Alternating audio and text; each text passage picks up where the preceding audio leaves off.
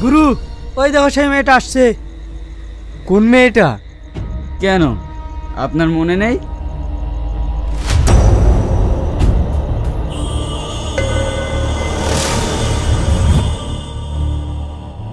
শ্রাবণী, শ্রাবণী।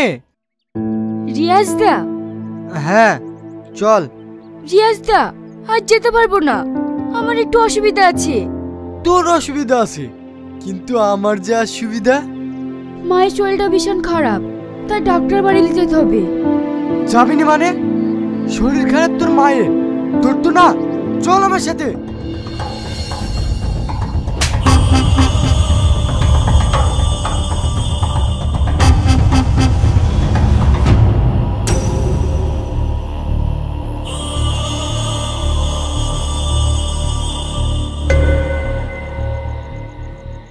রিয়াজের গায়ে হাত, আজ সব শুদ্ধ আসলে উসুল করে নেব। এই যা গিয়ে ওকে ধর।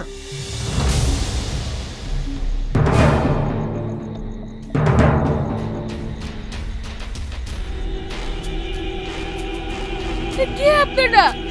ছাড়ুন আমাকে, ছাড়ুন, ছাড়ুন আমাকে। আরে এইভাবে টানতে টানতে কেউ আনে? ছাড় দেখি। রিয়াজ দা, ছাড়ুন আমায়, ছাড়ুন। আরে নামটা যে মনে আছে দেখছি, আমার পাওনাটা সুদে আসলে নিয়ে নেব ভাবছি। রিয়াজ দা, ছেড়ে দাও আমায়, ছেড়ে দাও। শালা রাস্তাটা খারাপ, আবার রাতও হয়ে গেল, গাটা কেমন জানি ছপ ছপ করছে। ধুর, কাছে বাসি থাকতে আমি ভয় করছি।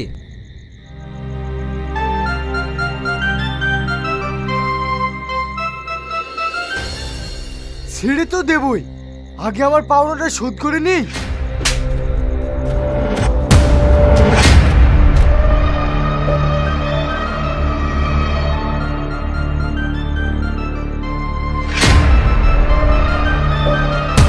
দাদা, একটা বাঁশি শব্দ মনে হচ্ছে। হ্যাঁ তাই তো, ব্যান্ড পার্টির দল আসছে, চ পালাই।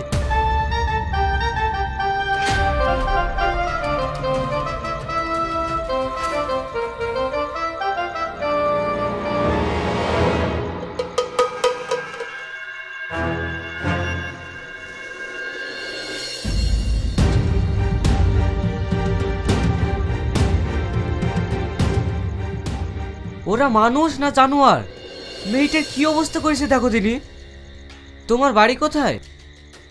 তোমাকে কিছু বলতে হবে না, চলো আমার বাড়ি নিয়ে যাই।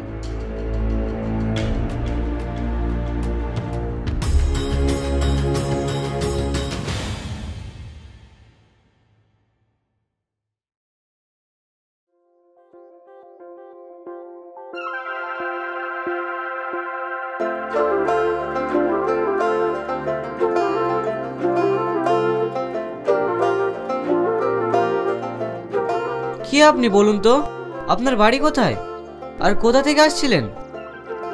আপনি আমার পরিচয় জানতে পারলে ঘেন্নায় মুখ ঘুরে নেবেন। কি এমন কাজ করেন আপনি? আমার নাম শ্রাবণী। আমি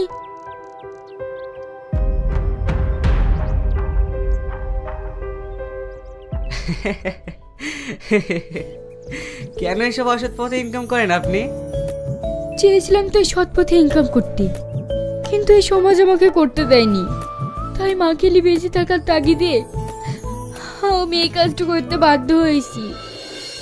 অবশেষে মাকেও বাঁচাতে পারিনি। আজ আমি সব দিক দিয়ে শেষ হয়ে গেছি, আর আপনি আমায় দেখি হাসতেন। না না, আপনাকে উপহাস করে হাসিনি, আপনি সত্যি কথা বলেছেন তো তাই। আর আপনার সত্যি কথাটা শুনে আমি খুব খুশি হয়েছি। আজকের পর থেকে আপনি কোথাও যাবেন না, আপনি আমার এখানেই থাকবেন। সালমা, তুই শ্রাবণীর কাছে বস, আমি দুটো বাজার করে নিয়ে আসি। ঠিক আছে ভাই, তাড়াতাড়ি এসো কিন্তু।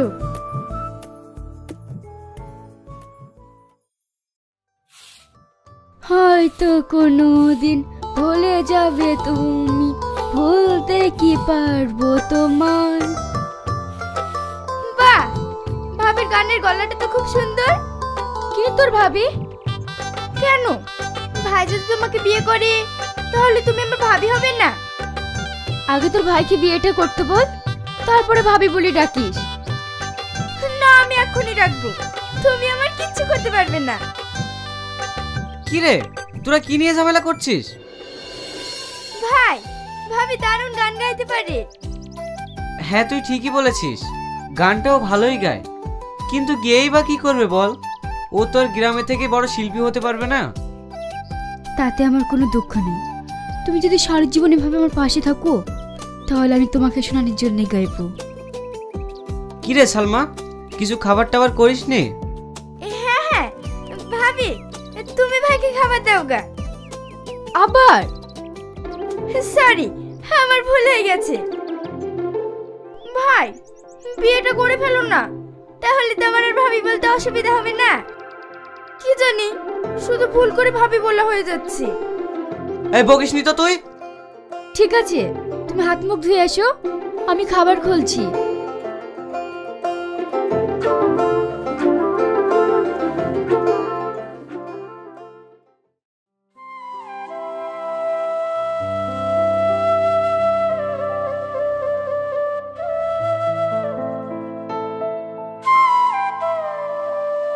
তুমি কোথায় যাচ্ছ?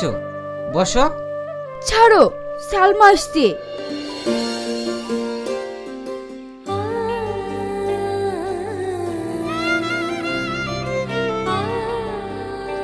ওগো, রাগ করলে? রাগ? তোমার কথায় যেদিন রাগ করব, এই পৃথিবীর সমস্ত কিছু আমার কাছে অপ্রিয় লাগবে। আমি তোমার কাছে সারা জীবন প্রিয় হয়ে থাকবো, পারবো তো? কেন পারবে না?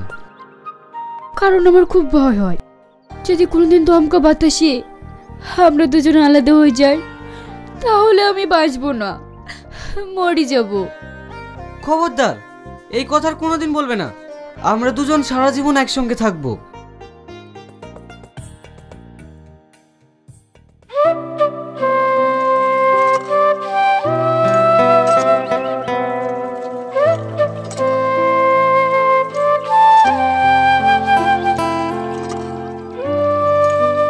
ভাবি, আমাকে একটু পানি খাওয়াবেন? আমার ভীষণ পেপাসা পেয়েছে।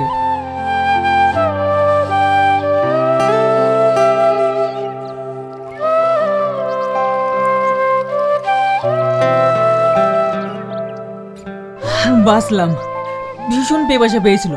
আর রাস্তাটা এমনই, গাড়িটা আনা গেল না, হাঁটতে হাঁটতে সারা হয়ে গেলাম। আচ্ছা ভাবি, এখানে একজন ভালো বাঁশি বাজায়, ওর বাড়িটা কোথায় আপনি বলতে পারবেন? ভালো বাঁশি বাজায় বলতে গেলে তো আমাদের পাড়ার শাহিনী বাজায়। হ্যাঁ, আমার সঙ্গে আসেন।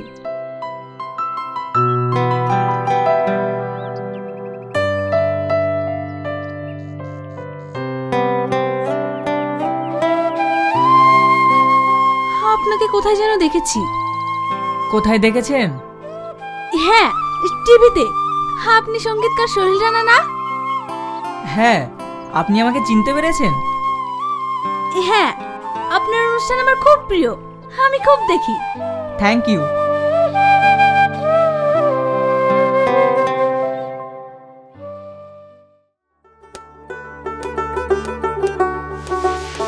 শাহিন, এই দেখো, সঙ্গীতকার সোহেল রানা তোমার খোঁজে এসেছে।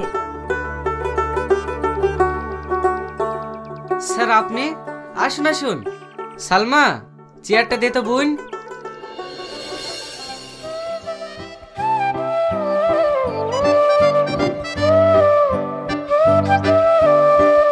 তুমি তো ভালো বাঁশি বাজাতে জানো।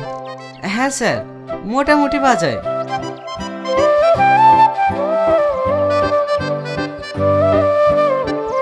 স্যার, এই নিন, তুমিও নাও।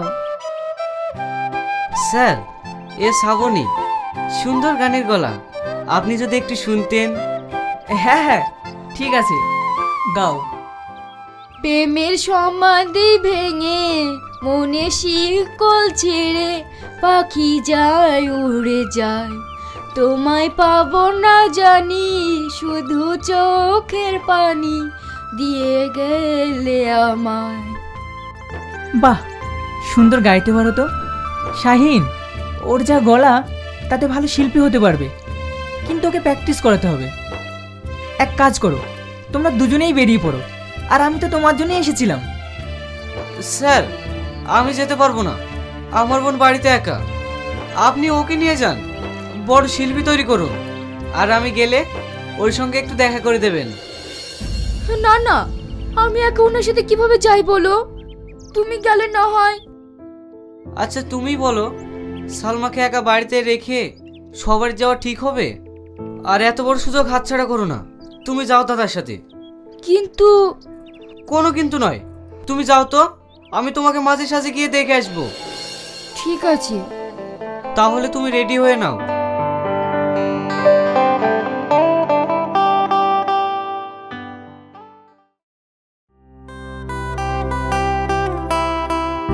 সোহেলদা, আপনি অসময়ে পেপার পড়ছেন, তাড়াতাড়ি করুন, যেতে হবে না?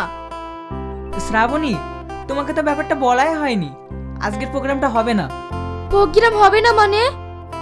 ওইদিকে চরম বৃষ্টি, পানিতে প্যান্ডেল থই থই করছে, তাই কিছুক্ষণ আগে ক্লাব কর্তৃপক্ষ ফোন করেছিল, ডেটটা মনে হয় পিছিয়ে যাবে। তাহলে ভালোই হলো, উপরে গেলাম, একটু ঘুমাবো। কেন, আমার কাছে একটু বসা যায় না? কাল সারা রাত প্রোগ্রাম করেছি তো, তাই চোখটা একটু ঢোল ঢোল করছে। আমিও তো ঘুমাইনি, কই আমার তো ঘুম আসছে না, এই চোখে শুধু তোমাকেই দেখি, তাহলে কখন ঘুম আসবে বলো? ঠিক আছে, ঘুমাবো না, এবার খুশি তো?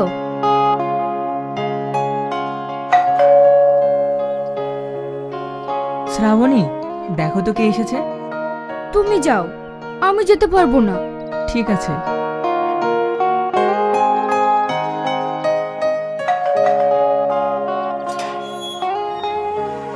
স্যার, শ্রাবণী কেমন আছে? ও ভালো আছে, কিন্তু তুমি এমন দিনে এলে, ও বাড়িতে নেই, মায়াপুরে একটা প্রোগ্রাম আছে, ওখানেই গেছে, আমিও এক্ষুনি বেরাবো। এক কাজ করো, তুমি অন্যদিন এসো। আমি যেই দিনে আসি সেই দিনই শ্রাবণীকে দেখতে পাই না, ও এত ব্যস্ত। শ্রাবণী খুব ভালো শিল্পী হয়ে গেছে, তাই না স্যার? হ্যাঁ হ্যাঁ, অত বকার সময় নেই, তুমি যাও তো, পরে এসো। ঠিক আছে স্যার।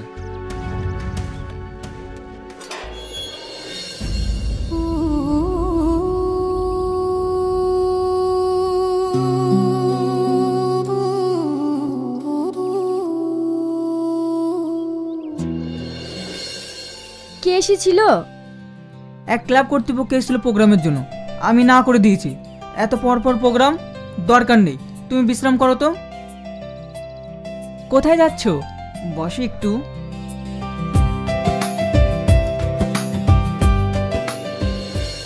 এই ছবিটাকে তুমি চিনতে পারছো?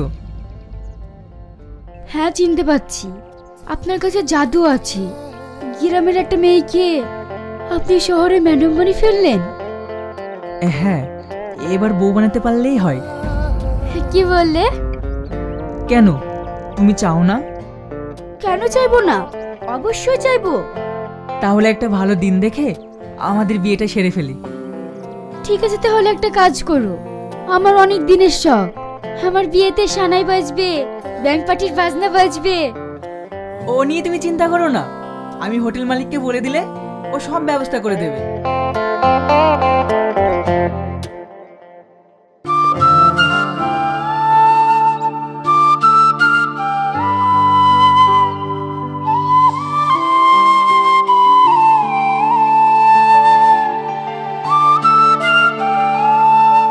ভাই, শ্রাবণীর সাথে দেখা হয়েছে তোমার? ভাই, কি হলো, কথা বলছো না যে? কি করে হবে বল, ও কি আমাদের মতো সাধারণ আছে? ও অনেক বড় শিল্পী হয়ে গেছে, যেদিন যায় সেদিনই কোনো না কোনো একটা প্রোগ্রাম থাকে। ওরকম ব্যস্ততার মধ্যে থাকতে তুমি সবকিছু খয়ে দিয়ে শ্রাবণীকে পাইয়ে দিলে। ও যত বড় জায়গায় যাবে তত আমার সুনাম হবে, আর গর্বে বুকটা আমার ভরে উঠবে। তুমি একটা পাগল, কিচ্ছু বোঝো না, তুমি আর কোনোদিনও ওর সাথে দেখা করতে পারবে না। না রে সালমা, তুই ভুল বলছিস, ও আমাকে কোনোদিনই ভুলতে পারবে না। শাহিন ভাই, শাহিন ভাই, মায়াপুর থেকে একটা হোটেল মালিক ফোন করেছিল, একটা বিয়ের প্রোগ্রাম আছে, তোমাকে যেতে হবে। তুমি কিন্তু না করতে পারবে না, ওখানে ফুরুতের কেউ নেই, তোমাকে কিন্তু যেতেই হবে। আচ্ছা ঠিক আছে, যাবো, যা। তাহলে আমি আসছি ভাই।